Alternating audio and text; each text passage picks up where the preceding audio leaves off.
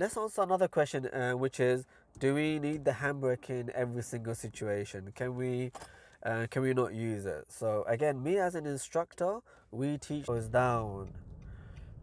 Definitely go back to gear 1. Now, it's your choice. You can either put the handbrake or you can leave the foot on the brake. Make sure you have one of the two. Don't have it. When we get there, most likely I'm going to use the handbrake. That's what I'm thinking. And that's what I kind of want my student to do. And the examiner probably wants you to do. But again, if you have good clutch control, you don't. Hey guys, welcome to FM Driving School. You're with me, your fully qualified driving instructor, FM. So in today's video, we're going to show you how to use the handbrake, when to use it, what's the best method of using the handbrake, should we use it or should we not, the difference between a beginner using it and an experienced driver using it, and how the examiner will assess you when you're using the handbrake. Don't forget to like, share and subscribe. We really appreciate all your support, all your love, all your energy in our channel. So help us grow. It's only a click on your side, but it makes a big difference to our channel. So please make sure you like, share and subscribe. Let's answer another question, which is, do we need the handbrake in every single situation? Can we not use it? So again, me as an instructor, we teach the handbrake quite often. And the reason for that is, hopefully you won't roll back, because in certain roads, they're not going to be completely flat. So for example, if I went to, let me just show you. Do I need the handbrake? And if I put the handbrake down, the car's rolling. Okay. So it's quite dangerous. Let me just brake. Okay. So do I need the handbrake, for example, when I'm parked up at a traffic situation? Do I need it? Whatever the situation, do I need to apply it? Again, me as an instructor, when you're a beginner, we teach the handbrake method. As you gain more and more experience, you'll understand when you can use a handbrake, when you don't, because there's different situations. Let me give you an example. You come up to some traffic lights, it's red, we're driving towards it. As we get there, we should be anticipating the lights to change. So if they're going to change, I'll be thinking, let me not put the handbrake up. So as I get there, I stop, I'll quickly go to gear 1. I'm going to delay putting the handbrake up because I know it's going to change soon. But saying that, if the road is uphill, I'm going to definitely put the handbrake up, even if it's going to change. That way I don't run the risk of rolling back. Again, if you have exceptional clutch control, you're an experienced driver maybe, or you're just really good with the clutch, it's up to you. You don't have to do it. So as a teacher, it depends on the level of the student. When you're a complete beginner, we use the handbrake. In most occasions, we get them into a habit of using the handbrake so that, you know, just by default, it's in their head, okay? So when you come up to a traffic light, a road, whenever you stop, just put the handbrake in case the road is slightly uphill. As a student, you may not fully understand the road, the feeling of the road, so it's easier just to put the handbrake up in case it's going uphill. As the lesson progresses, we change it up because you're getting better and better. Your feet control is getting better and better, and therefore, when you have really good clutch control, we can then say to you, it's up to you whether you want to use a handbrake or not. Again, if it's a hill, 100% I would use a handbrake. Some students who are maybe they're just really cocky, really good, really confident, they still choose not to use a handbrake. And some students actually don't like using it. They find it easier just to use a brake. Again, if we see that in a student that, okay, this method is easier for them, we change it up. As a teacher, we have to understand the level of the student. We have to understand the personality of the student. You know, every student is different. Some students like the use of the brake, some don't. But I would say 90% of my students, we teach them with the handbrake. We're going to give you some examples practically as well as we're driving. So look, the handbrake is up right now. Put the seatbelt on.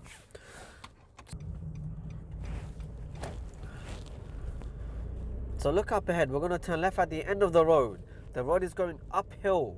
When we get there, most likely I'm going to use the handbrake. That's what I'm thinking. And that's what I kind of want my student to do. And the examiner probably wants you to do.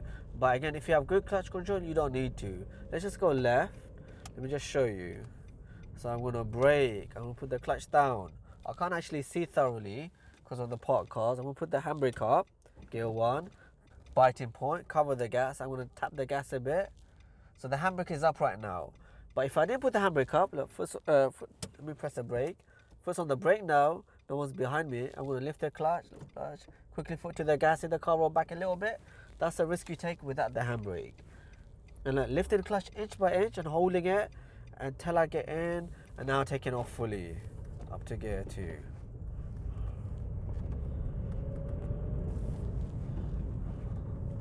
Let's turn right.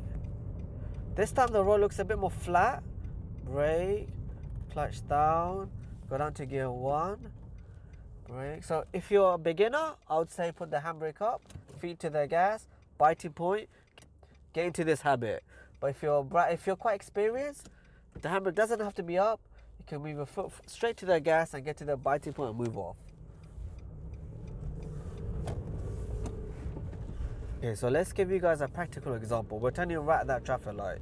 So like, I'm going to check my mirrors, interior right. I can see it's red. So as I get there, I'm expecting it to change to green. Indicate right. Let's get myself into the box. Brake. Clutch goes down. Definitely go back to gear 1. Now, it's your choice. You can either put the handbrake or you can leave the foot on the brake. Make sure you have one of the two. Don't have it fully off the brake and the handbrake down. So like, I'm now going to actually, I'm not going to. I'm going to now, no handbrake, going to move forward to the middle. Watching this guy. Go up to gear 2. So at that time, I didn't use the handbrake. Okay. Here was a really good example of what we were talking about earlier on, which is we're approaching the traffic lights at red. Now, if you've been taught with the handbrake method as a beginner, you might automatically put the handbrake up.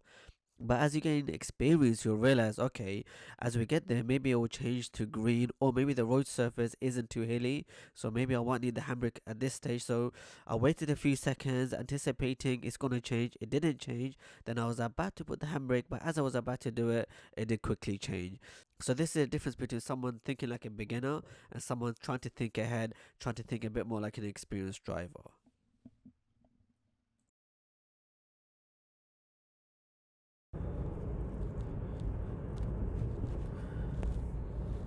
So here's a different example. We're coming up to a roundabout. I can't clearly see on the right. So I'm going to brake. I'm going to go to gear 1 straight away. I'm going to move forward. I'm going to use clutch control now. Just brake, brake, brake. I can see a few cars. I'm going to put the handbrake up so I can move my feet to the gas. It's clear to go. I'm going to move off. And the first on the gas is going to give me a bit more power. Up to gear 2. Let's give you another example. Let's see. In this example, one thing you have to understand is I'm an experienced driver, I'm a driving instructor, I'm quick enough and able enough to move off without the handbrake. But I just wanted to show you that if you use the handbrake, your foot's ready on the gas to move off. But because it was a split second or so, if you're good enough and capable enough, there was no need for the handbrake. So it's up to the student and how comfortable they feel with the car and with their own ability.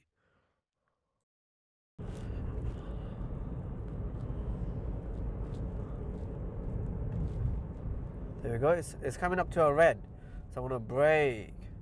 Clutch goes down. Keep braking gently. I'm going to first go to gear 1 because it's a pedestrian crossing. It might change quickly. I'm going to put the handbrake up, feet to the gas. I'm ready to go. Again, I didn't have to put the handbrake up. But look, we're waiting for a bit. Foot's not over the gas. I'm going to press the gas now, lift the clutch up gently. And we're going to be quick to move off. See how smooth that was? Up to gear 2. Let's take this road on the left. Interior. This one was relatively easy to understand. We approached at a red, but unlike my first example, we went straight to the handbrake. But I could have waited a few extra seconds thinking, okay, it's going to change because it just changed to red. Usually pedestrian crosses do change a lot more quicker. But I put the handbrake up so my foot's ready on the gas, and that way I was ready to move off really quickly and smoothly. So you could argue that it was actually the correct decision and the better decision. So guys, hopefully that was quite informative. If you like that video, don't forget to like, share and subscribe. Click the button for all the latest videos with me, your fully qualified driving instructor.